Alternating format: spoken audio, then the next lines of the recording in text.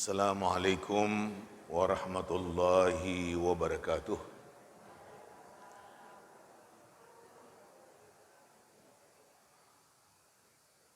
Alhamdulillahilladzi nahmaduhu wa nasta'inuhu wa nastaghfiruh wa na'udzu billahi min syururi anfusina wa min sayyiati a'malina. May yahdihillahu fala mudhillalah wa may yudlil fala hadiyalah. Asyhadu an la ilaha illallah wahdahu la syarikalah wa asyhadu anna Muhammadan abduhu wa rasuluh la nabiyya ba'dah. Ibu-ibu, bapak yang saya muliakan, syukur alhamdulillah kita panjatkan kepada Allah Subhanahu wa taala. Kembali kita bersama di dalam majelis ini. Pagi hari ini kita akan mengkaji tentang sabar. Bagaimana sabar itu di dalam kehidupan kita. Banyak ayat-ayat Allah Subhanahu wa taala yang menyebutkan tentang sabar. Seperti potongan ayat Allah Subhanahu wa taala yang tercantum di dalam surat Ali Imran pada ayat ke-200. Potongan ayat Allah Subhanahu wa taala yang berbunyi a'udzubillahi minasyaitonirrajim. Ya ayyuhalladzina amanusbiru wasabiru. Wahai orang-orang yang beriman, sabarlah kalian dan saling menyabarkanlah. Demikian juga potongan ayat Allah Subhanahu wa taala yang tercantum di dalam surat Al-Baqarah 155, 156. وَلَنَبْلُوَنَّكُمْ بِشَيْءٍ مِّنَ الْخَوْفِ وَالْجُوعِ وَنَقْصٍ مِّنَ الْأَمْوَالِ وَالْأَنْفُسِ وَالثَّمَرَاتِ وَبَشِّرِ الصَّابِرِينَ الَّذِينَ إِذَا أَصَابَتْهُمْ مُصِيبَةٌ قَالُوا إِنَّا لِلَّهِ وَإِنَّا إِلَيْهِ رَاجِعُونَ. Sungguh kami menguji kalian dengan sedikit dari rasa takut, rasa lapar, kekurangan harta, kekurangan nyawa dalam kurung meninggal dunia, kekurangan buah-buahan dalam kurung gagal panen. Beri berita gembiralah orang-orang yang sabar, yang mereka itu apabila ditimpa oleh musibah akan selalu mengatakan inna lillah wa inna ilaihi raji'un. Sesungguhnya kita adalah kepunyaan Allah dan kita pasti akan kembali kepadanya. Demikian juga potongan ayat Allah Subhanahu wa taala yang tercantum di dalam surat Az-Zumar pada ayat yang ke-10. Kata Allah, innama yuwaffas sabiruna ajrahum bighairi hisab. Hanya saja akan disempurnakan kepada orang-orang sabar itu ganjaran mereka tanpa batas. Demikian juga potongan ayat Allah Subhanahu wa taala, walaman sabara wa ghafara inna dzalika lamin azmil umur. Sungguh orang-orang yang bersabar dan bisa memaafkan itu adalah persoalan yang paling utama. Ini potongan ayat Allah Subhanahu wa taala di dalam surat Asy-Syura pada ayat ke-43. Demikian juga potongan ayat Allah Subhanahu wa taala, ista'inu bis sabri was salah innallaha ma'as sabirin. Minta tolonglah kalian dengan sabar dan salat, sesungguhnya Allah bersama dengan orang-orang yang sabar. Ini potongan ayat dalam surat Al-Baqarah 153.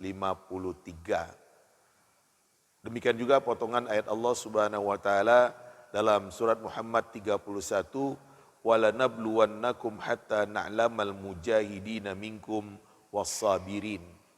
Kami pasti menguji kalian sehingga kami tahu orang yang benar-benar sungguh di antara kalian dan orang-orang yang sabar. Ibu dan Bapak yang saya muliakan, demikian banyak ayat-ayat Al-Quran yang membicarakan tentang sabar. Dan apa yang dikatakan oleh Allah Subhanahu wa Ta'ala terkait dengan sabar yang ada pada ayat-ayat itu hendaknya menjadi pegangan kita di dalam kehidupan. Seperti perintah untuk sabar dan saling menyabarkan, itu harus kita lakukan, kita sendiri bersabar dan kita juga harus saling menyabarkan di antara sesama kita.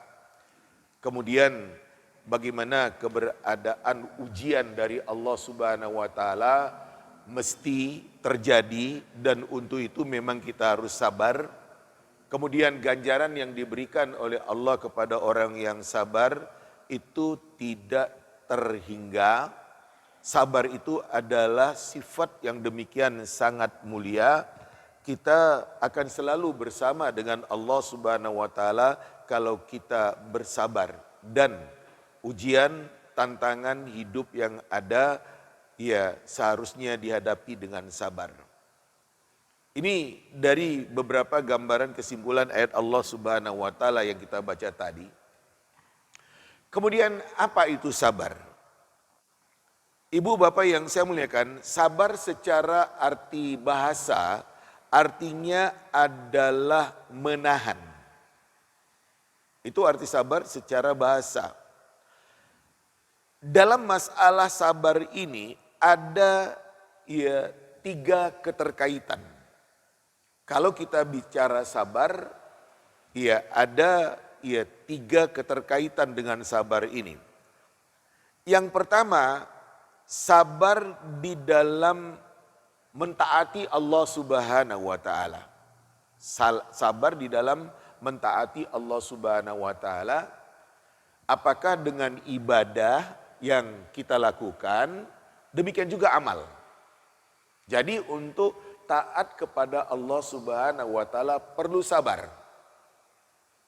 Dalam melakukan ibadah perlu sabar. Dalam beramal melakukan kebaikan-kebaikan perlu sabar. Ibu, bapak yang saya muliakan, contoh untuk bangun subuh bersujud kepada Allah Subhanahu wa Ta'ala, kita harus sabar menghadapi udara dingin, ingin terus tidur, ngantuk, rasanya masih kurang tidur saya, istirahat saya, sabar dalam menghadapi hal itu. Untuk itu, atasi. Demikian juga di dalam beramal. Mau beramal mengeluarkan harta umpamanya harus sabar. Karena ketika kita akan mengeluarkan harta, beramal terbayang kebutuhan-kebutuhan yang ada di dalam kehidupan ini. Anak yang perlu ini, yang perlu itu, dan lain-lain sebagainya. Nah untuk itu sabarlah. Sehingga tetap bisa mengeluarkan amal, kendati pun dengan kebutuhan-kebutuhan hidup yang ada. Ini yang disebut dengan sabar di dalam taat kepada Allah Subhanahu wa Ta'ala. Yang kedua, sabar di dalam menghadapi yang dilarang oleh Allah Subhanahu wa Ta'ala, di dalam menghadapi hal-hal yang sifatnya maksiat ataupun dosa. Kita harus sabar ketika orang-orang dengan perbuatan-perbuatan yang sifatnya maksiat, dengan hal-hal yang diharamkan oleh Allah, dengan hal-hal yang kita katakan itu dilarang, gak boleh, saya tidak ikut-ikutan dengan mereka. Saya bertahan. Itu namanya sabar di dalam menghadapi pelanggaran, dalam menghadapi maksiat, di dalam menghadapi hal-hal yang sifatnya diharamkan oleh Allah. Perlu sabar. Yang ketiga, sabar dalam menghadapi musibah yang demikian menyedihkan, yang demikian menyakitkan. Nah, Ibu bapak yang saya muliakan, kita perlu sabar. Selalu saja orang kalau bicara ya terkait dengan sabar, bicaranya adalah ketika menghadapi musibah. Ketika mendapatkan sesuatu hal yang menyedihkan, yang menyakitkan, yang membuat bagaimana. Tapi itulah yang kita katakan sabar itu ada ya bagian-bagiannya. Bahkan kalau kita perhatikan di dalam kehidupan kita sehari-hari, kita dituntut untuk sabar.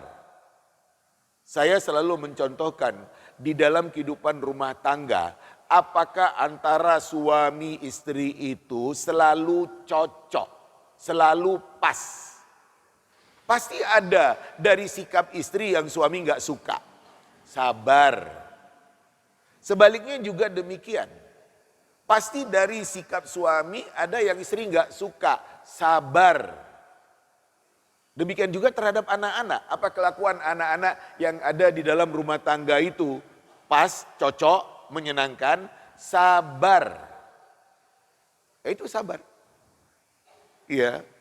Dalam menghadapi orang-orang yang kita katakan, iya, nggak enak dengan orang itu, sabar. Iya. Jadi memang yang namanya sabar itu harus ada di dalam kehidupan kita. Tapi itulah ibu bapak para jamaah yang saya muliakan, keberadaan sabar itu banyak ya dibicarakan ketika kita menghadapi hal-hal yang kita katakan musibah, yang menyedihkan. Memang iya, tapi kita katakan sabar itu ada di dalam semua sisi kehidupan kita, perhatikanlah. Ya. Contoh yang lain bisa kita kemukakan umpamanya pesawat terlambat terbang, delay. Ternyata ada orang yang ngamuk-ngamuk. Lah kan? Gak sabar. Pesawat itu ada gangguan, harus diperbaiki dulu. Ya kadang barangkali spare part-nya didatangkan dari Jakarta sana. Loh, masa harus dipaksa ya terbang dengan kondisi ya pesawat yang gak layak umpamanya, ya jatuh nanti. Makanya sabar. Untuk itu kita di dalam kehidupan kita katakan perlu sabar.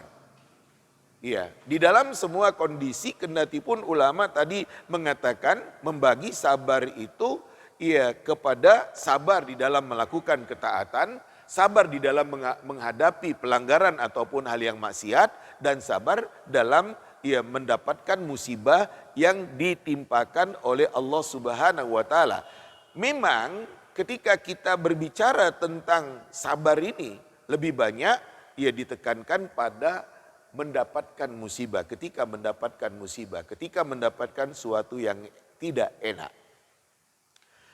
Apabila kita perhatikan tentang keberadaan kita dengan hal-hal yang sifatnya musibah, dengan hal-hal yang tidak mengenakkan itu, kita bisa melihat ada orang yang dia itu marah-marah. Iya, marah-marah, ya dengan arti kata kecewa berat, terlihat hatinya ya demikian menahan kemarahan, menahan kekecewaan itu, terlihat lidahnya, mulutnya umpamanya keluar kata-kata yang tidak baik, bahkan tampak dari sikap perbuatannya seperti dia yang memukul meja, menggebrak meja. Kan nampak orang yang kita katakan dia demikian marah, dia demikian kecewa. Ada orang yang seperti itu. Ya. Yang kedua, ada orang yang sabar, di dalam hatinya dia merasa kecewa, tapi masih bisa ditahan. Tidak keluar di dalam bentuk ucapan yang gak benar, yang kita katakan gak baik. Tidak pernah keluar dalam bentuk sikap, perbuatan, seperti tadi gebrak meja, umpamanya mukul-mukul meja, enggak. Tapi dia nampak, cuman gak keluar di dalam sikap kemarahan. Yang ketiga, orang yang dia itu sabar dan ridha. Sabar, ridha, sudahlah. Mau bilang apa? Ini ya orang yang kita katakan lebih baik. Dia bisa tenang ketika dengan hal-hal yang kita katakan tidak mengenakkan itu, dengan musibah itu. Pada tingkat yang keempat, malah ada orang yang bersyukur kepada Allah Subhanahu wa taala ketika mendapatkan musibah, ketika mendapatkan yang tidak enak. Malah bersyukur.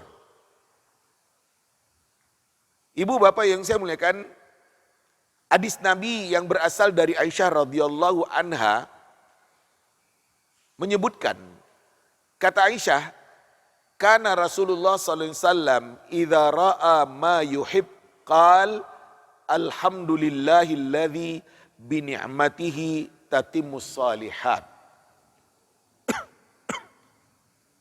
Rasul sallallahu alaihi wasallam apabila melihat sesuatu yang demikian menyenangkan, Rasul mengatakan, alhamdulillahilladzi bi ni'matihi tatimmus shalihat.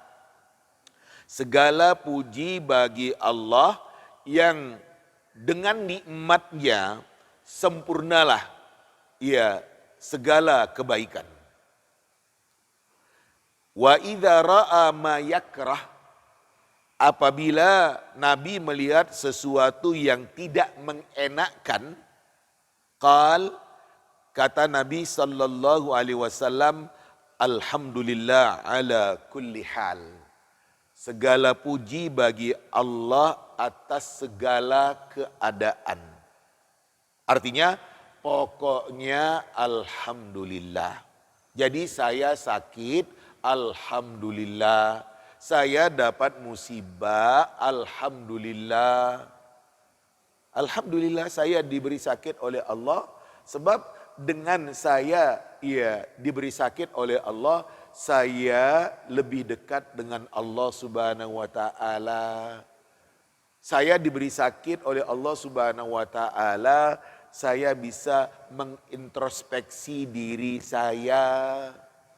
Makanya ada orang yang ketika mendapatkan musibah, malah dia itu bersyukur kepada Allah Subhanahu wa taala. Ini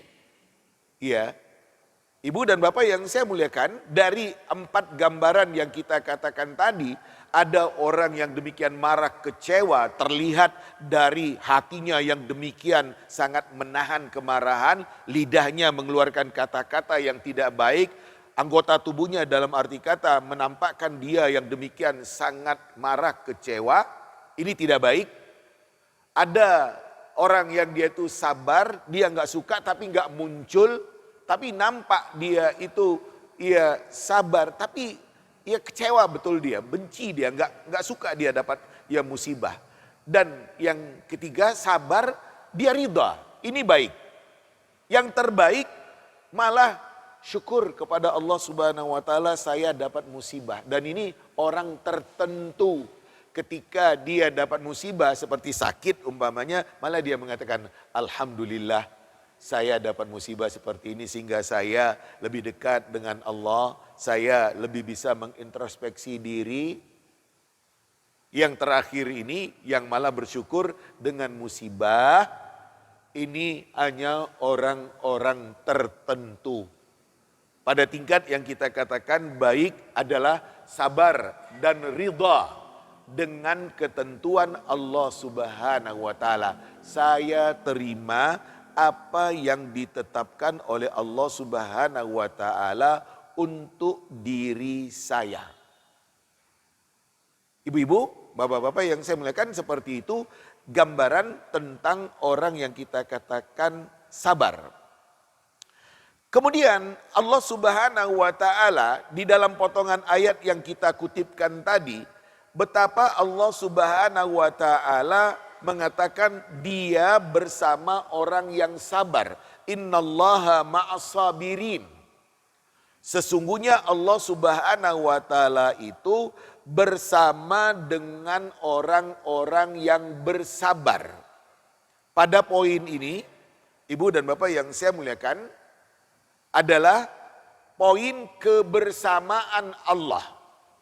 Kebersamaan Allah dengan hambanya dengan makhluk yang ada, dengan manusia, ada yang disebutkan dengan kebersamaan dari dalam arti kata umum. Kebersamaan Allah dalam arti kata umum. Ya, artinya Allah Subhanahu wa taala bersama dengan setiap manusia, bersama dengan setiap orang. Seperti potongan ayat Allah Subhanahu wa taala yang menyebutkan di dalam surat Al-Hadid pada ayat keempat, wa huwa ma'akum ainama kuntum. Dia bersama kalian dimanapun kalian berada. Artinya Allah tahu dengan kita. Allah tahu dengan yang kita ucapkan, Allah tahu dengan yang kita lakukan, bagaimanapun Allah tahu. Demikian juga potongan ayat Allah Subhanahu wa taala, potongan ayat yang tercantum di dalam surat Al-Mujadilah ayat ke-7, illa huwa ma'ahum ainama kanu. Selain Allah itu bersama dengan mereka dimanapun mereka berada. Ini juga dengan arti kata kebersamaan dalam arti kata umum. Allah tahu dengan apa yang kita ucapkan, Allah tahu dengan apa yang kita lakukan. Tidak ada satupun yang tersembunyi bagi Allah Subhanahu wa taala. Yang kedua, kebersamaan Allah dalam arti kata khusus. Seperti potongan ayat Allah Subhanahu wa taala tadi, wallahu ma'as sabirin. Allah bersama dengan orang-orang yang bersabar. Artinya ada hidayah Allah untuk orang-orang yang bersabar. Ada pertolongan Allah untuk orang-orang yang bersabar. Ada kemudahan dari Allah untuk orang yang bersabar. Makanya ketika Allah Subhanahu wa taala mengatakan wallahu ma'as sabirin, Allah itu bersama dengan orang-orang yang bersabar. Artinya orang itu akan dengan hidayah Allah dituntun, dibimbing oleh Allah Subhanahu wa taala dan ujungnya akan diberi kemudahan oleh Allah untuk keluar dari musibah atau dari suatu kesulitan yang sedang dihadapi. Nah, untuk itulah kita harus sabar di dalam kehidupan ini, terutama sekali ketika kita dalam menghadapi musibah, dalam menghadapi tantangan-tantangan yang ada. Ibu dan Bapak yang saya muliakan, dalam hadis yang cukup panjang, ada potongan hadis yang Nabi mengatakan, as-sabru diya. Sabar itu adalah sinar yang akan menerangi. Sabar itu adalah sinar yang akan menerangi seseorang, yang akan menuntun seseorang di dalam kehidupan. Makanya kalau kita bersabar di dalam kehidupan ini, kita akan mendapatkan hidayah petunjuk dari Allah Subhanahu wa taala di dalam menghadapi bermacam-macam tantangan yang ada. Itu gambaran sabar yang ada di dalam kehidupan kita. Ibu dan Bapak yang saya muliakan, hadis-hadis Nabi Sallallahu Alaihi Wasallam yang demikian menekankan tentang masalah sabar ini. Saya sampaikan hadis Nabi Sallallahu Alaihi Wasallam ketika Nabi Sallallahu Alaihi Wasallam lewat di hadapan seorang wanita yang ketika itu wanita itu, seorang ibu itu menangisi kuburan anaknya. Dijelaskan di dalam hadis yang berasal dari sahabat Anas bin Malik radhiyallahu anhu. Kata sahabat Anas menceritakan, marran Nabi sallallahu alaihi wasallam ala imra'atin tabki inda qabr. Nabi lewat di hadapan seorang wanita yang sedang menangisi kuburan. Kata Nabi kepada ibu itu, kepada perempuan itu, ittaqillah wasbiri. Bu, Mbok ya ibu bertakwa kepada Allah Subhanahu wa taala. Sabar Bu. Wanita itu melihat kepada Nabi sallallahu alaihi wasallam kemudian mengatakan, "Ilaika anni." Menjauh kamu dari saya. Fa innaka lam tusab bi musibati. Kamu enggak mendapatkan musibah seperti yang saya dapatkan ini. Walam ta'rifu. Wanita itu tidak mengenal Nabi sallallahu alaihi wasallam. Faqila laha, lantas dikatakan kepada wanita itu, kata orang kepada dia, innahun Nabi sallallahu alaihi wasallam. Itu Nabi sallallahu alaihi wasallam, itu Rasulullah sallallahu alaihi wasallam. Dia merasa bersalah kemudian mengejar Nabi sallallahu alaihi wasallam ke arah rumah Nabi. Fa'atat baban Nabi sallallahu alaihi wasallam. Wanita itu datang ke arah rumah Nabi sallallahu alaihi wasallam. Falam tajid indahu bawabin. Gak ada yang jaga rumah Nabi sallallahu alaihi wasallam. Kemudian wanita itu minta maaf kepada Nabi mengatakan, lam a'rifka. Ya Rasulullah, saya enggak mengenal engkau. Dia minta maaf. Kemudian Nabi SAW mengatakan kepada wanita itu, innamas sabru indas sadmatil ula. Hanya saja sabar itu ketika benturan yang pertama, ketika hantaman yang pertama. Hadis riwayat Bukhari dan Muslim. Ini yang pernah terjadi. Nabi mengingatkan seorang wanita yang mengatakan, Bu, bertakwa ya kepada Allah Subhanahu wa taala, sabar ya Bu ya. Ternyata wanita itu malah mengatakan kepada Nabi sallallahu alaihi wasallam, ilaika anni fa innaka lam tusab bi musibati. Jauh kamu dari saya. Kamu kan enggak mendapatkan musibah seperti yang saya dapatkan ini. Dia berkata kasar kepada Nabi SAW dan dia tidak mengenal bahwasanya yang ngomong tadi itu adalah Nabi Sallallahu Alaihi Wasallam. Lantas orang-orang bilang, loh itu Rasulullah loh. Dia merasa bersalah, merasa berdosa, datang ke arah rumah Nabi Sallallahu Alaihi Wasallam. Kebetulan gak ada yang jaga ya di depan pintu rumah Nabi. Dia minta maaf, mengatakan, ya Rasulullah, saya gak kenal engkau ya Rasulullah. Saya gak tahu bahwasanya engkau adalah Rasulullah. Kemudian itulah Nabi, ia mengatakan, innamas sabru indas sadmatil ula. Hanya saja sabar itu ketika benturan yang pertama, ketika hantaman yang pertama. Bagaimana reaksi seseorang ketika dia mendapatkan musibah, ketika dia mendapatkan suatu yang tidak mengenakkan. Bagaimana? Nah ini dia. Ini yang harus kita sorotkan kepada kehidupan kita. Ketika mendapatkan musibah itu bagaimana? Saya selalu contohkan. Musibah kematian adalah yang terberat.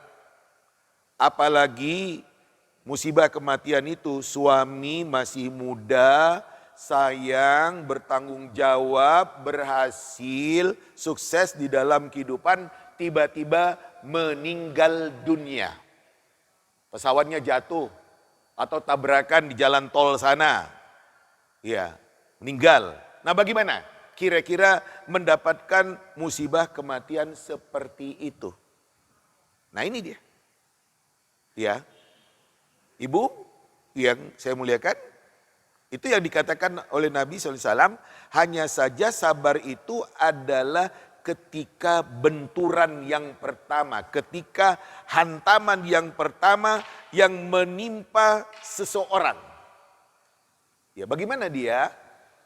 Ya, ada ya seseorang yang ketika mendapatkan musibah itu sepertinya enggak terima. Menjerit-jerit umpamanya, menarik-narik rambutnya, menyobek-nyobek ya pakaiannya, ini adalah perbuatan-perbuatan jahiliyah, memukul-mukul badannya, ada yang seperti itu.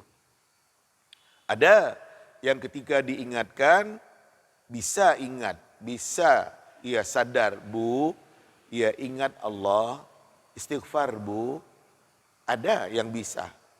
Namun ada yang enggak bisa.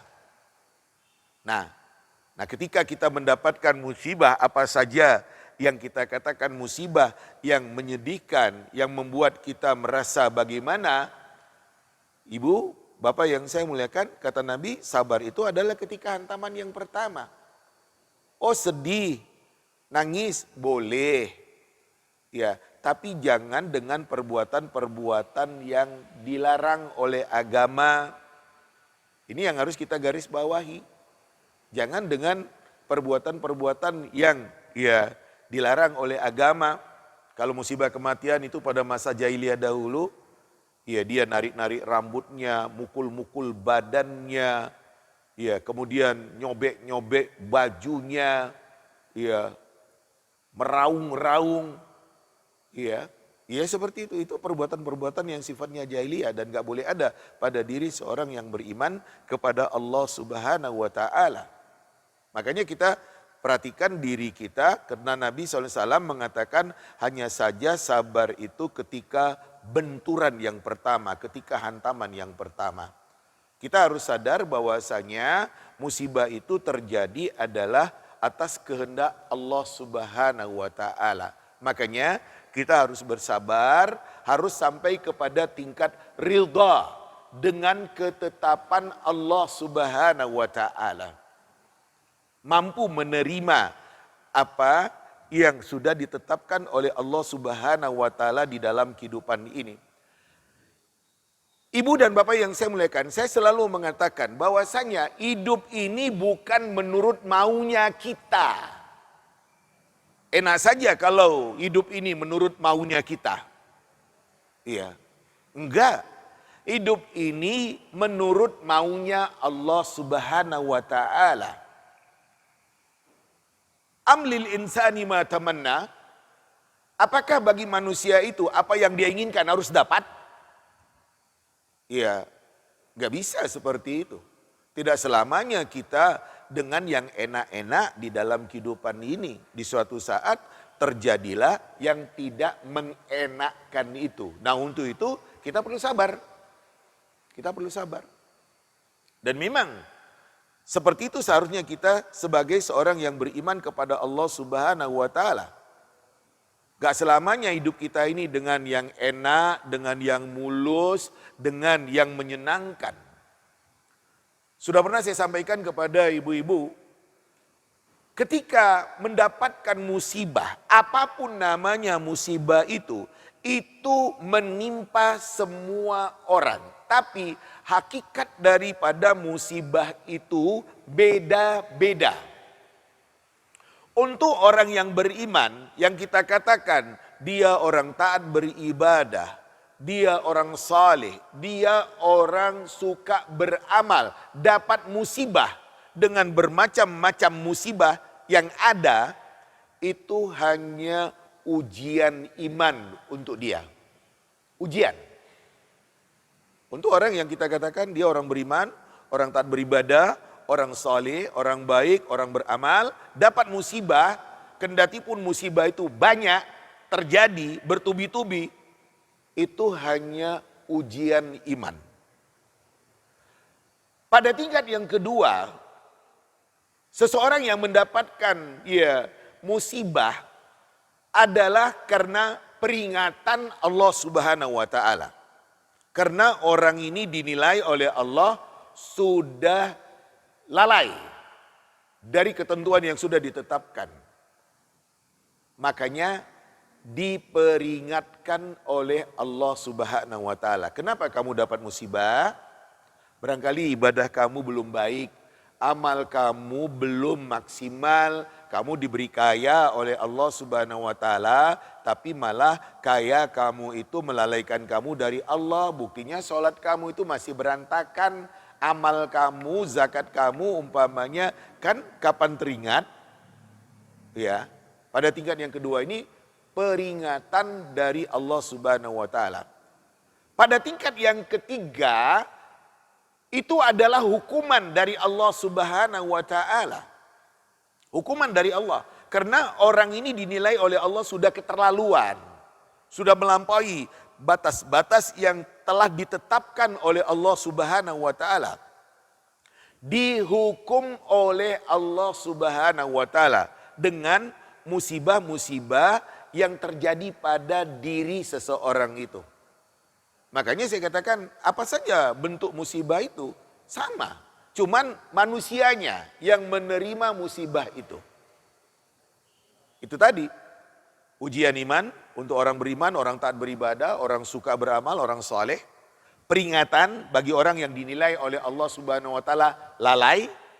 Hukuman bagi orang yang dinilai oleh Allah sudah keterlaluan, sudah melampaui batasan-batasan Allah Subhanahu wa taala. Ini dia. Jadi ibu-ibu, kitalah yang tahu ketika kita mendapatkan musibah, apa itu hakikatnya? Ya mari lihat diri. Kenapa saya ditimpakan oleh Allah musibah di dalam kehidupan saya? Oh, ya hanya ujian iman. InsyaAllah seperti itu. Ya, oh barangkali ini peringatan. Atau barangkali itu adalah hukuman dari Allah Subhanahu wa taala. Makanya melihat keberadaan musibah yang terjadi itu ya lihat kepada orang yang menerima musibah yang terjadi. Kemudian ibu bapak yang saya muliakan, satu hadis Nabi SAW yang lain, hadis yang berasal dari sahabat Suhaib ibn Sinan Ar-Rumi radhiyallahu anhu, katanya, qala Rasulullah sallallahu alaihi wasallam, Rasul sallallahu alaihi wasallam bersabda, ajaban li amril mu'min, inna amrahu kullahu lahu khair. Memang menakjubkan persoalan orang yang beriman itu. Semua persoalan bagi dia baik. Walaysa dzalika li ahadin illa lil mu'min. Itu tidak akan pernah ada pada seseorang kecuali pada orang yang beriman. In asabathu sarra syakar fakana khairan lahu. Jika dia mendapatkan kesenangan, kenikmatan, dia demikian bersyukur kepada Allah, itu kan baik untuk dia. Wa in asabathu darra sabar, fakana khairan lahu. Kalau dia mendapatkan kesulitan, musibah, dia demikian bersabar, itu kan baik untuk dia. Hadis riwayat Muslim. Ini hadis Nabi yang menjelaskan kepada kita. Seorang yang beriman kepada Allah Subhanahu wa taala ketika dengan kehidupan yang baik, semuanya enak, semuanya menyenangkan, seorang yang beriman itu akan demikian bersyukur kepada Allah Subhanahu wa taala. Apa yang saya dapatkan di dalam kehidupan saya, alhamdulillah, saya diberi sehat oleh Allah.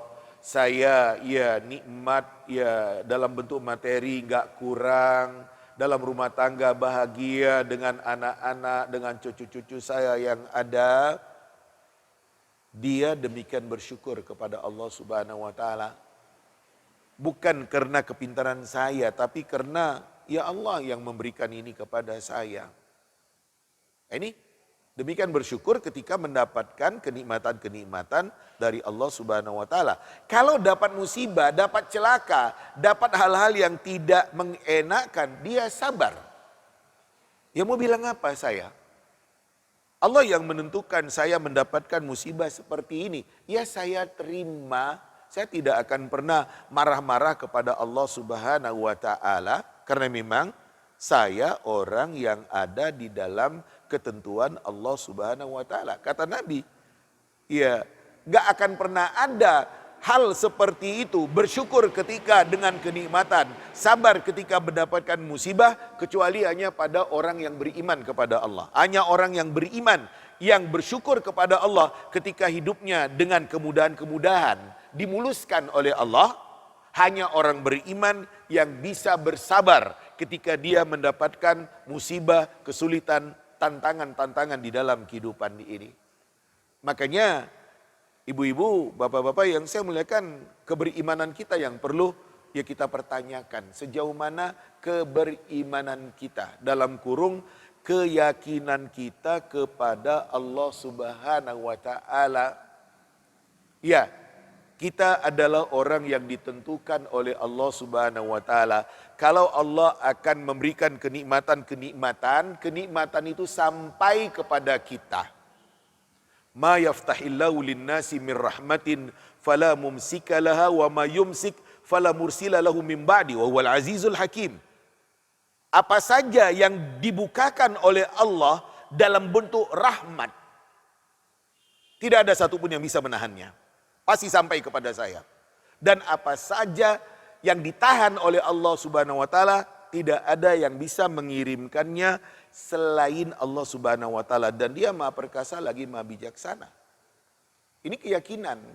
Kalau memang saya akan mendapatkan kebaikan-kebaikan di dalam kehidupan ini, keberuntungan-keberuntungan pasti sampai kepada saya. Demikian juga kalau Allah Subhanahu wa taala akan menimpakan musibah kepada saya, pasti akan mengenai saya.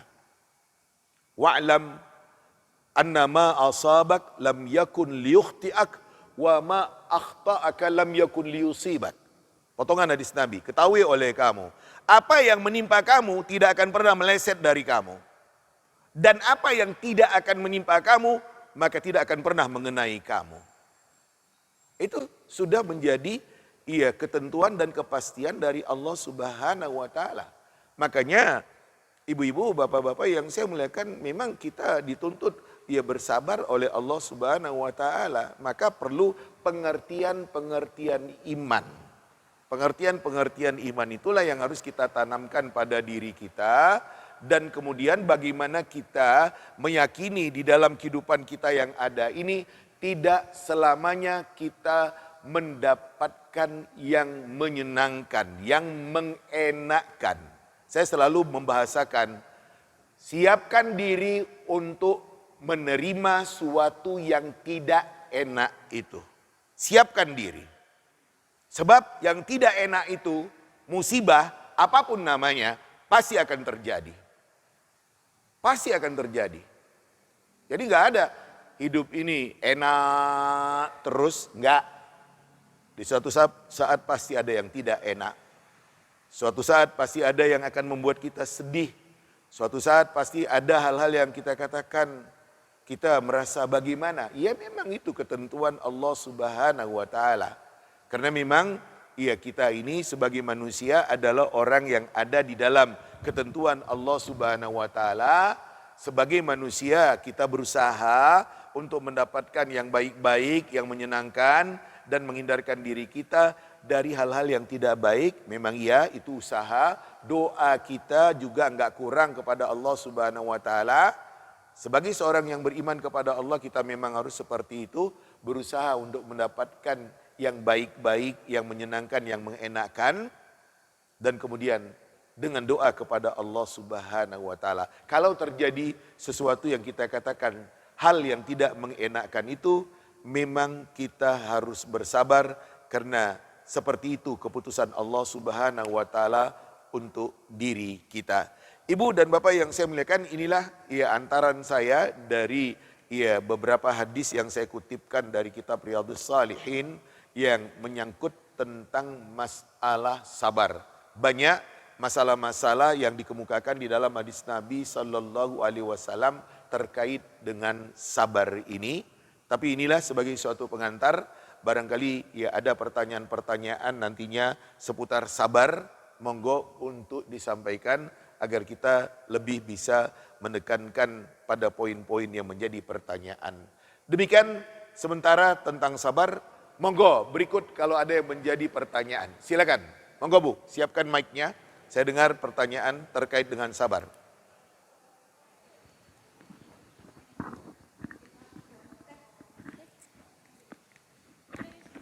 Monggo.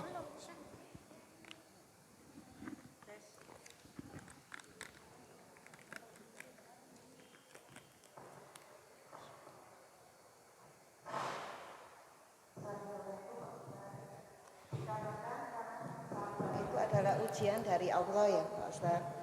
Apakah sabar itu memang diciptakan keluar dari hati kita sendiri. Terus kalau kita marah, apakah itu juga ujian dari Allah atau perbuatan setan ya? Makasih Pak Ustadz. Pengertian sabar itu yang harus kita miliki. Ketika kita dengan hal-hal yang tidak mengenakan, dalam kurung musibah, itu adalah suatu yang mesti terjadi. Dan kita harus siap untuk menerimanya. Hidup kita ini kan hanya dalam dua bentuk. Baik atau tidak baik. Senang atau tidak menyenangkan. Pasti, seperti umpamanya sehat, sakit, kaya, miskin, punya, gak punya. Itu kan hidup ini seperti demikian. Makanya kita katakan ketika kita dapatkan musibah ya memang kita perlu bersabar. Lah marah. Nah itu tadi. Kenapa harus marah? Ketika dapat musibah, ketika mendapat sesuatu yang tidak mengenakkan. Hadis Nabi yang kita kutipkan tadi, hanya saja sabar ketika hantaman yang pertama, benturan yang pertama. Ketika dia dapat musibah, dapat hal yang tidak mengenakkan itu, langsung ngamuk. Itu gambaran kelemahan iman. Langsung ngamuk. Dan ada orang yang seperti itu karena pengertian iman masih tipis pada dirinya. Ya, kalau kita ambil pada sosok diri manusia, seperti yang dikatakan oleh Allah, ada sosok diri manusia yang amarah. Pokoknya tersinggung sedikit ngamuk. Itu satu. Pada tingkat yang kedua, orang yang punya sosok diri lawamah. Mencela diri setelah dia melakukan kesalahan. Astagfirullah, la ilaha illallah. Kok saya emosi tadi? Lebih baik dari yang pertama. Yang terbaik adalah sosok diri yang mutmainnah. Tenang, mantap, gak ada ngamuk-ngamuk, gak ada keluar kata-kata yang menyakitkan hati. Jadi kalau ada seseorang dapat musibah, dapat celaka, keluar kalimat-kalimat yang gak benar, itu tanda tipisnya iman dia. Kendati pun setelah itu dia sadar, astagfirullah, saya tadi kok maki-maki. Itu tanda tipisnya iman. Makanya jangan sampai keluar kata-kata yang tidak baik itu. Betapapun merasa ya nggak enak, kendalikan. Itu tadi, ridha dengan apa yang terjadi. Dan kalau kita akan mengendalikan diri, cepatlah istighfar kepada Allah Subhanahu wa taala. Astaghfirullah la ilaha illallah. Inna lillahi wa inna ilaihi rajiun. Jadi seperti itu. Jadi kalau ibu mengatakan marah, ngamuk-ngamuk, keluar kata-kata yang enggak pantas, kata-kata yang tidak baik, itu gambaran tipisnya iman seseorang itu. Kendati pun berikut dia sadar. Astaghfirullah la ilaha illallah. Tapi dia sudah mengeluarkan kata-kata yang tidak baik. Apalagi dengan perlakuan di rumah tangga umpamanya langsung piring yang ada dibanting. Lah kan? Itu ngamuk-ngamuk seperti itu. Ada piring terbang di rumah.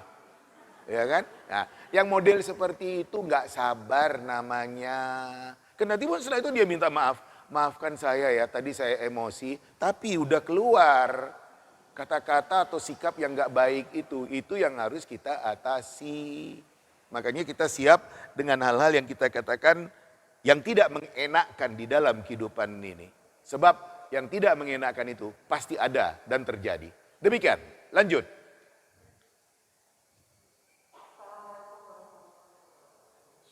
Bagaimana cara menghadapi kesabaran yang bandel? Cara menjaga kesabaran kita bagaimana? Terima kasih. Wassalamualaikum warahmatullahi wabarakatuh. Bu, anak yang bandel, tentu ada yang mempengaruhinya. Anak yang bandel tentu ada yang mempengaruhinya. Pergaulannya, kalau di dalam kehidupan kita sekarang ini, yang ditontonnya, yang disaksikannya. Nah, betapapun ketika anak itu bandel, dia kan tetap anak kita. Masa kita usir? Masa kita pukuli? Iya, lah kan enggak. Saya ketika bicara tentang anak, saya menyebutkan anak yang ada di dalam rumah tangga kita ada 3 kemungkinannya. Ayat yang mengatakan, wa'lamu annama amwalukum wa auladukum fitnah wallahu indahu ajrun azim. Ketahui oleh kalian, hanya saja harta dan anak-anak kalian itu adalah ujian dari Allah untuk kamu. Dan di sisi Allah ada ganjaran yang demikian sangat besar. Anak bisa jadi batu penarung di dalam kehidupan kita. Ujian. Yang kedua, anak malah bisa jadi musuh. Ini yang harus kita antisipasi, jangan sampai. Sebab kata Allah Subhanahu wa taala, ya ayyuhalladzina amanu inna min azwajikum wa auladikum aduwwan lakum fahdharuhum. Iya. Hei orang-orang beriman, sesungguhnya sebagian dari istri kamu, dari anak kamu bisa jadi musuh bagi kamu. Hati-hati kamu, antisipasi, jangan sampai anak jadi musuh. Yang ketiga, anak menjadi permata hati yang demikian menyejukkan, yang membahagiakan. Nah, ini yang menjadi harapan ya cita-cita kita. Anak saya menyenangkan, membahagiakan. Nah, ibu ketika ibu bicara bagaimana mengatasi anak yang bandel, apa yang menjadi penyebab kebandelan dia? Kan itu yang harus kita perhatikan. Ya, apakah pergaulannya? Ya kita ingatkan, kita nasihati. Atau dia dengan ya yang disaksikannya dalam bentuk film umpamanya dan lain-lain sebagainya. Ya itu. Dan memang di dalam kehidupan kita sekarang ini tantangan punya anak itu berat. Apakah anak laki-laki, demikian juga anak perempuan. Saya hanya berkesimpulan berdasarkan pengamatan terhadap kehidupan rumah tangga yang ada. Saya perhatikan, dikala ayah dan ibu dekat dengan anak-anak yang ada, komunikasi terbuka, insya Allah anak mudah akan diarahkan atau diingatkan. Tapi kalau ia tidak, wah ini yang berbahaya.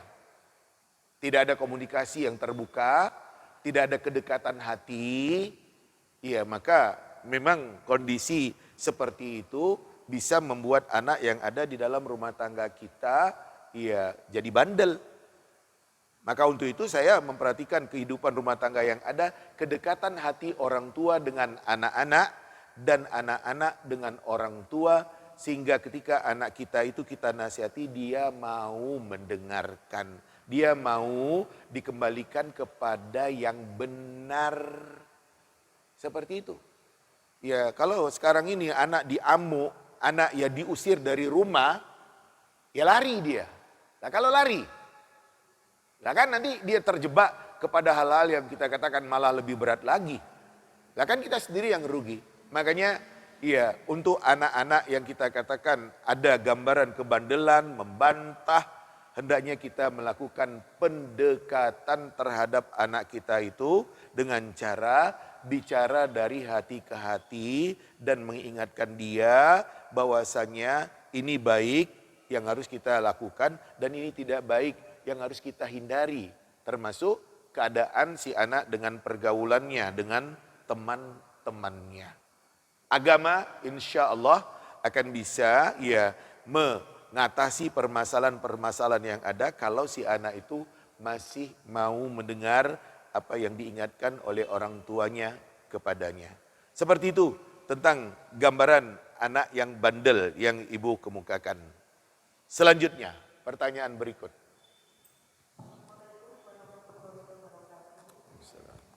Ustadz, yang saya hanya menegaskan, apakah sabar itu memang ujian bagi kita agar kita meningkatkan iman-iman kita atau ketakwaan kita kepada Allah Subhanahu wa taala. Itu aja Ustaz. Assalamualaikum warahmatullahi wabarakatuh. Bu, agama sudah memberikan jalan. Kalau kita dengan kehidupan yang baik-baik, yang mengenakkan, kita sikapi dengan syukur. Syukur. Kalau kita dengan keadaan-keadaan yang tidak mengenakkan, kita hadapi dengan sabar. Dan sabar itu seperti yang sudah kita kemukakan tadi, di samping dengan upaya kemanusiaan kita, kita harus ya dengan Allah Subhanahu wa taala. Makanya Allah Subhanahu wa taala mengatakan wasta'inu bis sabri was salah innallaha ma'as sabirin. Minta tolong kamu kepada Allah dengan sabar dan sholat. Allah itu ya bersama dengan orang yang sabar. Makanya ya kita pengertian-pengertian tentang sabar itu harus tahu. Kemudian disertakan dengan mohon kita kepada Allah, dengan doa kita kepada Allah Subhanahu wa taala. Jadi nggak bisa nggak punya sabar di dalam hidup ini. Harus punya sabar di dalam hidup ini. Itu tadi saya sempat singgung, ngadapi istri. Hei suami, apa semua kelakuan sikap istri kamu itu pas dengan kamu? Atau sebaliknya, ngadapi suami. Apa semua sikap suami itu pas dengan kamu, cocok dengan kamu? Lah kan perlu sabar. Nah sabar itu kan pengertian-pengertian. Bagaimana kita membuka komunikasi, sehingga dengan itu bisa menyelesaikan masalah ini kalau terkait di dalam kehidupan kita. Tapi kalau terkait dengan musibah yang terjadi, yaitu kan hubungannya dengan Allah. Siapa yang mau dapat musibah? Enggak ada yang mau. Tapi kan musibah itu pasti terjadi. Contoh sakit, siapa yang mau sakit? Enggak ada yang mau sakit. Tapi sakit itu pasti terjadi. Ya, siapa yang mau? Ya, dengan kematian. Kalau ditanya nggak mau, tapi kan kematian itu mesti terjadi. Nah bagaimana nyikapi kematian yang terjadi? Nah pengertian-pengertian iman itu harus kita miliki. Dan kemudian bagaimana kita ya dengan bimbingan ya ketika kita dengan musibah-musibah yang ada itu. Jadi memang ya sabar itu senjata ketika menghadapi musibah, ketika menghadapi yang tidak enak. Sementara syukur adalah senjata yang harus kita pakaikan ketika kita dengan suasana yang enak, yang menyenangkan. Hidup orang beriman ketika tidak ada masalah, semuanya baik-baik saja, dia demikian bersyukur kepada Allah. Ketika dia dengan persoalan-persoalan berat, tantangan-tantangan termasuk ya bermacam-macam musibah yang terjadi, memang harus dihadapi dengan sabar. Mau apa saya karena semuanya ini ya ternyata ditimpakan oleh Allah kepada saya. Makanya saya ya hanya bersabar menerima apa yang ditetapkan oleh Allah Subhanahu wa taala untuk saya. Ini tentang keberadaan sabar itu. Makanya kita perlu mengerti tentang agama, bagaimana agama yang sudah mengarahkan kita terutama sekali ketika dapat musibah sabar.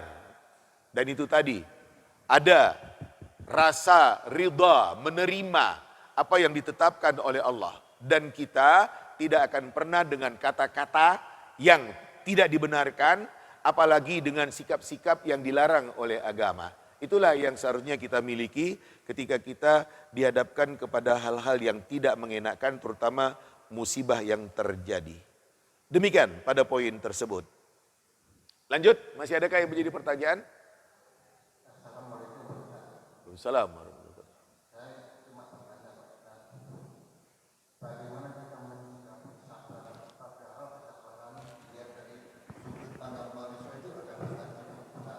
Dari sudut pandang manusia? Ada batasnya. Ada? Batasnya. Batasnya? Contohnya kita, ini Pak Ustaz, kita naik sepeda motor, Pak Ustaz. Terus kita berhenti ditabrak dari belakang, lampunya kita semua. Padahal kesabaran dan keikhlasan itu mungkin selalu agak juga ada banyak yang membedakan. Terus yang Pak Ustaz sampaikan, apa kita itu ya diikhlaskan Pak. Apa sahabat? Gitu aja Pak yang tanyakan. Pak, Bu, saya katakan, kalau semua orang berperaturan, disiplin, nggak ada masalah. Tapi kan ada manusia yang tidak berperaturan, yang tidak disiplin, asalan, semaunya. Lah kan itu dia. Makanya ketika kita ya mendapatkan seseorang yang kita katakan modelnya seperti itu, ya pada batas yang kita katakan kita marah, itu masih bisa dimaklumi. Tapi kalau sudah sampai umpamanya tingkat mencelakakan seseorang yang tadi dia nabrak umpamanya, langsung dipukul, ditinju, nah itu kan yang nggak bisa diterima. Ya, seharusnya bagaimana permasalahan itu bisa diselesaikan dengan secara baik. Makanya perlu ya kita sabar. Karena ada yang kita katakan ya orang yang nggak berperaturan di dalam kehidupan ini. Ya seperti itu. Jadi kita katakan bagaimana menyelesaikannya? Bukan langsung maki-maki orang tersebut, ya kan? Atau mukulnya, itu kan sikap yang nggak sabar. Nah untuk itu kan kita harus menyelesaikan permasalahan yang ada ya dengan hati yang tenang. Saya pada persoalan yang dikemukakan saya selalu mengatakan tidak semua manusia ini baik. Ada yang tidak baik. Tidak semua manusia ini patuh dengan aturan. Ada manusia yang tidak mau diatur. Ya seperti itu. Jadi yang jelas kalau ada hal-hal yang mengecewakan kita dengan kasus nabrak umpamanya seperti yang dicontohkan tadi, bukanlah dengan cara ngamuk-ngamuk malah mukul orang itu, sebab itu tidak menyelesaikan. Selesaikanlah dengan cara yang baik yang bisa menyelesaikan permasalahan terkait dengan tabrakan. Dia nabrak saya umpamanya. Lah itu yang harus ya diselesaikan dan ujung-ujungnya apa yang terjadi dalam kurung ya ditabrak umpamanya itu tidak lepas dari ketentuan Allah Subhanahu wa taala. Ujungnya ya kita terima. Gara-gara saya ditabrak, saya terjatuh, ternyata saya terkilir, patah umpamanya, ya sudah saya terima. Dan adakah penyelesaiannya? Ada, dia mau nanggung pengobatan saya yang terjatuh, yang patah umpamanya, lah memang itu. Jadi itu tidak lepas daripada ketentuan Allah Subhanahu wa taala. Saya tidak setuju kalau umpamanya dalam kasus tabrak itu langsung ya mengeluarkan kata-kata yang sifatnya tidak baik apalagi memukul orang tersebut karena itu tidak menyelesaikan permasalahan. Ada ya hal-hal yang kita katakan perlu menjadi perhatian kita, betapapun musibah yang terjadi itu harus diselesaikan dengan secara baik-baik. Kasus demi kasus demikian berbeda permasalahannya. Demikian berbeda permasalahannya, makanya kita harus lihat permasalahan-permasalahan dan kita katakan di setiap permasalahan yang kita katakan ada hal-hal yang tidak mengenakan itu memang perlu tetap sabar. Karena memang semua yang terjadi adalah atas kehendak Allah Subhanahu wa taala. Demikian tentang pertanyaan yang dikemukakan tadi. Lanjut. Salam.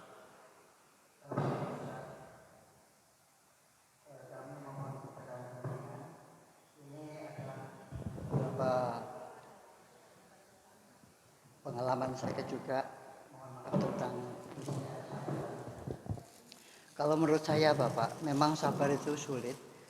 Kalau menurut saya satu bahwa kita dulu waktu lahir kenapa nangis karena ditusuk oleh setan dan itu diingatkan bahwa besok ikutlah aku.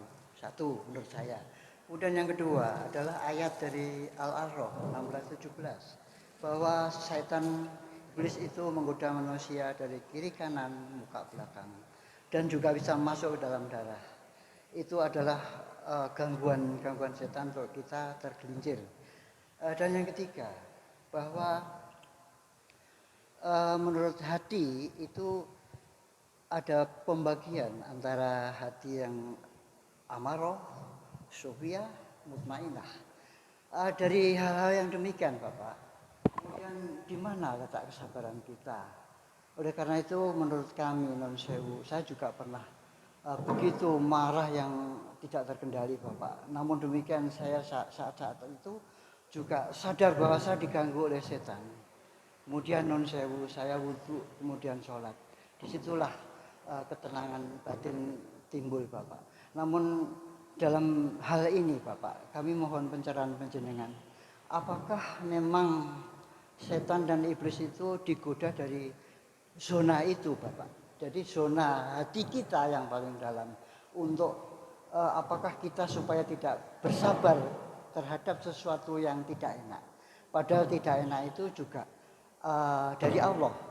Maka non sewu, saya mohon pencerahan untuk semuanya, mungkin juga pengalaman itu, memang sabar itu sulit. Namun kesulitan itu kalau kita ingat dengan alhamdulillah dan innalillahi wa inna ilaihi rajiun, itu kita bisa kembali kepada umpama rem itu tidak ngeslong Bapak. Non sewu, mohon maaf demikian dari kami. Apakah menunggu pencerahan saking panjenengan? Matur nuwun Bapak. Waalaikumsalam warahmatullahi wabarakatuh. Bapak yang saya muliakan, kita ini sudah dituntun oleh agama. Ada Al-Quran dan ada hadis Nabi SAW. Sementara setan berusaha untuk menghalang-halangi kita dengan apa yang sudah dituntunkan kepada kita dari ayat, demikian juga dari hadis Nabi SAW. Jadi setiap permasalahan yang ada, saya simpulkan, ketika kita dengan yang baik-baik, kita dihalang-halangi oleh setan itu. Apa saja yang baik-baik, kita dihalang-halangi oleh setan. Sebaliknya, ketika kita dengan yang tidak baik, kita didorong-dorong oleh setan. Itu dia kesimpulannya. Jadi kalau umpamanya ada orang yang kita katakan dia nggak sabar, iya dia dipanasi, dikompori oleh setan. Itu dia. Iya. Pokoknya kalau nggak sabar, setan main. Iya. Makanya Allah Subhanahu wa taala mengatakan orang-orang yang beriman itu al-kaziminal ghaiz wal afina 'anin nas. Dia mampu menahan kemarahan yang ditimbulkan oleh setan yang menggoda hatinya dan dia bisa memaafkan orang. Memaafkan orang itu adalah mengerti tentang orang. Jadi nggak sampai kepada tingkat yang kita katakan ya dengan hal-hal yang dilarang oleh agama. Jadi seperti itu kita di dalam kehidupan ini. Ya, kalau kita selalu bersama dengan Allah Subhanahu wa taala seperti tadi tersinggung, marah, mau ngamuk, cepatlah berlindung kepada Allah Subhanahu wa taala. Katakan a'udzubillahi minasyaitonir rajim. Kalau kita bisa cepat mengembalikan diri kita kepada Allah Subhanahu wa taala, akhirnya apa yang tadi digodakan oleh setan kepada kita bisa kita atasi. Yang seharusnya tadi keluar kalimat-kalimat yang tidak baik, mencaci maki, ngata-ngatai, ya enggak. Yang seharusnya tadi saya pukul dia, ya enggak jadi. Karena saya bisa ngatasi. Tapi untuk itu perlu pengertian-pengertian iman. Makanya saya di dalam masalah sabar ini, saya selalu katakan, manusia yang ada di hadapan kita enggak satu bentuknya, macam modelnya. Nah, harus ngerti dengan manusia-manusia yang ada di hadapan kita. Itu tadi dalam contoh tabrak yang ada. Ada manusia yang ternyata gak beraturan, gak mau diatur, gak peduli, mau ya menang sendiri, semaunya. Ada manusia seperti itu. Jadi ketika kita paham manusia gak satu bentuk, ya kita bisa sabar insya Allah. Jadi jangan beranggapan bahwasanya semua manusia ini baik semua, beraturan semua, enggak, saya bilang. Makanya ketika kita tahu bentuk manusia yang bermacam-macam, disitulah ketika kita diganggu oleh setan untuk marah, untuk ngamuk, kita tidak jadi marah, tidak jadi ngamuk, karena kita yang bisa faham tentang orang. Untuk itu pengertian-pengertian tentang iman ini memang harus ada pada diri kita, makanya kita mengkaji agama bagaimana seharusnya kita di dalam menghadapi permasalahan-permasalahan, baik itu terkait dengan manusia-manusia, demikian juga terkait dengan yang ditimpakan oleh Allah kepada kita dalam bentuk musibah-musibah yang tidak mengenakkan. Demikian tentang yang Bapak kemukakan dari beberapa poin yang saya tangkap tadi. Masih adakah?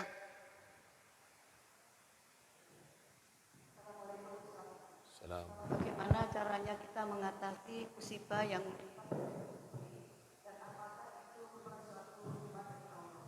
Musibah bagaimana Bu?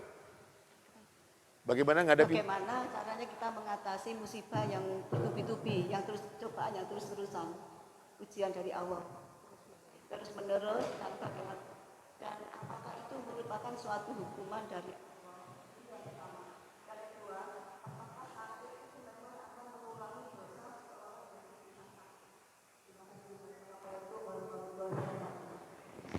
Assalamualaikum warahmatullahi wabarakatuh. Musibah yang terus menerus.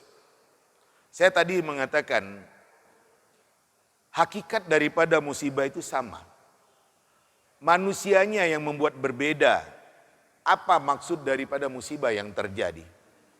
Kalau dia orang yang beriman, yang taat beribadah, yang saleh, yang suka beramal, dapat musibah, kendati pun terus menerus, tidak pernah berhenti. Itu hanya ujian iman untuk dia. Tapi kalau umpamanya orangnya lalai, ya itu peringatan. Kalau orangnya keterlaluan, itu adalah hukuman. Hanya 3 kemungkinan itu. Kendati pun terus menerus bertubi-tubi. Setelah ini datang lagi, setelah ini datang lagi, ada lagi, ada lagi. Ya itulah dia.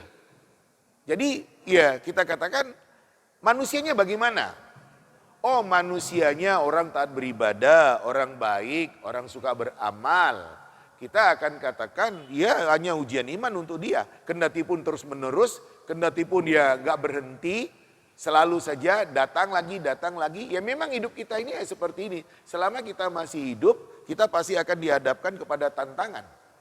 Kemudian ketika sakit, apabila seseorang itu tetap mendekatkan diri kepada Allah, sakit sekalipun, tetap dia itu sholat umpamanya, nggak ditinggalkannya sholatnya, demikian juga dia tetap dengan zikir dan doa, dia menerima sakit yang ada, memang ketika dia sakit yang menerima seperti itu dan tetap beribadah kepada Allah, akan menggugurkan kesalahan-kesalahannya dan dosa-dosanya. Kendati pun ujungnya dia harus meninggal. Tapi yang jelas ketika dia sakit, dia nggak pernah menjauh dari Allah Subhanahu Wa Taala. Tetap sholat, tetap berzikir berdoa kepada Allah, tetap ridha.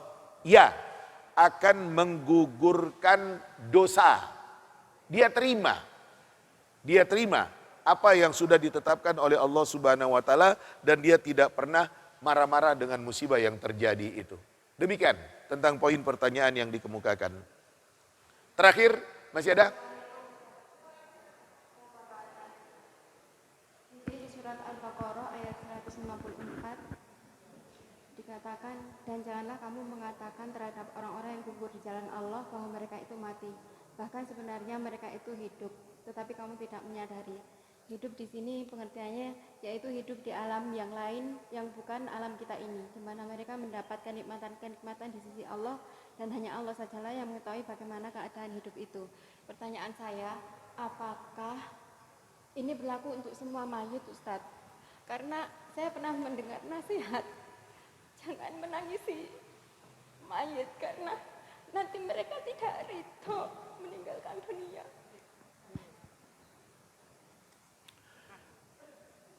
Bu, mati syahid yang ada di dalam ayat Allah Subhanahu Wa Taala itu adalah orang yang tewas karena membela agama Allah Subhanahu Wa Taala. Jangan kamu anggap dia itu mati, dia hidup di sisi Allah, diberi rezeki, diberi kenikmatan oleh Allah Subhanahu Wa Taala. Jadi orang yang mati syahid, ingat mati syahid itu adalah orang yang mati tewas karena membela agama Allah melawan orang kafir. Orang yang mati syahid, jangan kamu anggap dia itu mati, enggak. Dia hidup. Di sisi Allah Subhanahu Wa Taala mereka diberi rezeki, diberi kenikmatan, senang. Nah ini tidak lepas dari niat seseorang itu. Iya, kalau niatnya itu ikhlas karena Allah Subhanahu Wa Taala, tentu apa yang menjadi ya kenyataan mati tewas karena membela agama Allah Subhanahu Wa Taala, ya dia senang, Itu dia. Jadi orang-orang ini poin ayat Allah Subhanahu Wa Taala terkait dengan orang yang mati syahid. Orang yang mati syahid, dia ya bukan mati, dia hidup dan dia di sisi Allah diberi kenikmatan senang. Di dalam hadis-hadis Nabi SAW, ya dipertanyakan kepada orang yang mati syahid itu, apa yang mereka inginkan? Mereka mengatakan ingin dikembalikan ke dunia untuk tewas lagi, ya mati syahid lagi karena membela agama Allah Subhanahu wa taala. Jadi itu ayat Allah Subhanahu wa taala terkait dengan orang yang mati syahid. Kesimpulannya, orang yang mati syahid dibuat senang oleh Allah Subhanahu wa taala di alam barzaknya dan mereka menerima bermacam-macam nikmat dari Allah Subhanahu wa taala. Demikian tentang mati syahid.